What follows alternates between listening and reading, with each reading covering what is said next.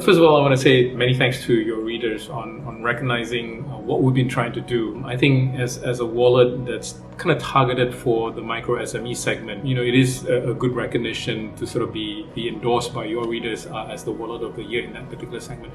I think for us, a lot of what we do is in fact targeted towards that segment. This has been an especially tough year for them. When the MCO kicked in, we saw a lot of them actually not being able to do normal daily trade. A lot of the owner proprietors of these businesses all lost income, right? And a lot of them were sort of forced to shut. And so we decided to focus our innovation to help them. And what did we do? I think the few simple products that we came up with was essentially all designed to help them continue to do business, right? So the first thing we did was we created a portal such that they can actually put their products and their services onto an online platform, our platform. You actually don't need to be an expert in going digital. All you need to know how to do is to take pictures and be familiar with WhatsApp. And with that, you can actually go online. And then the other thing, of course, we help them do is to facilitate the payment. They actually don't need to be very savvy with Boost. They only need to be able to know how to send a HTML link to a user, to a buyer, such that they can actually do the transaction.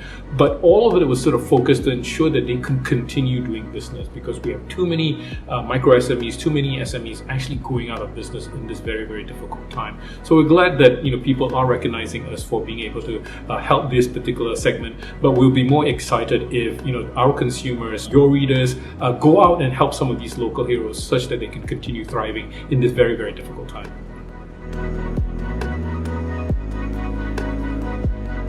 So let me talk a little bit about the landscape, the industry landscape, how I see it sort of moving, right? And I think in part due to COVID, we're seeing a lot of momentum on cashless adoption. I'm reminded by the fact that M-Pesa, which is a great case study on mobile wallets, actually exploded in Kenya, largely because of Ebola, right? And now we have the same circumstance again, where people are a little bit more nervous about handing over what could be a relatively dirty note or solved note amongst each other, right? And so we do see that being a real impetus driving cashless adoption in a big way. What this means for me, though, that cash is actually our biggest competitor within Boost. This virus, for some strange reason, is actually helping us battle cash in a more aggressive way, such that I think by maybe not 2021, maybe not 2022, but by 2023, I actually foresee that 50% of cash that's being used today will be displaced by some form of e-money, whether it's the e-wallets that we have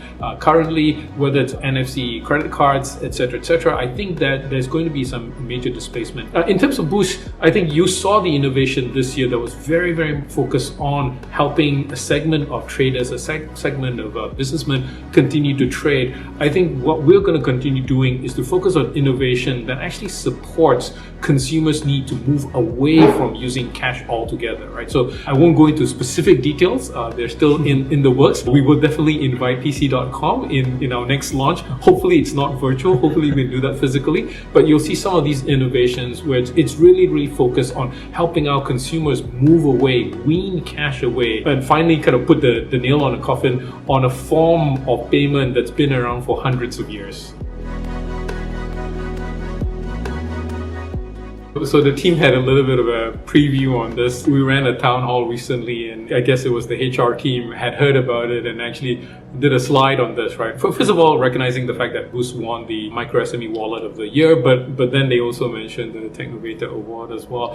For me, though, it's like I've said before to the team, it's not an individual award. I do thank the readers for recognizing the efforts that we've put in place, but for me, it's not an individual award. It's a reflection of all the things that we have done as an organization to help society at large, not just move from the adoption of cash to a cashless world, but actually to help society at large in terms of battling the pandemic, right? When the pandemic hit, we had four major priorities, and the fourth priority in no particular order was basically to leverage whatever capability that we had as an organization to help our communities, to help our government agencies fight this pandemic, right? And there are many different things that we've done to sort of help and support our communities. So I feel like this recognition, although it is deemed as a personal award, is actually a recognition for my entire team of all that they've done. Not just, as I said, not just to move from cash to a cashless world, but really to help Malaysia at large fight this very, very vicious and very ugly pandemic. Thank you. Thank you very much. Thank you.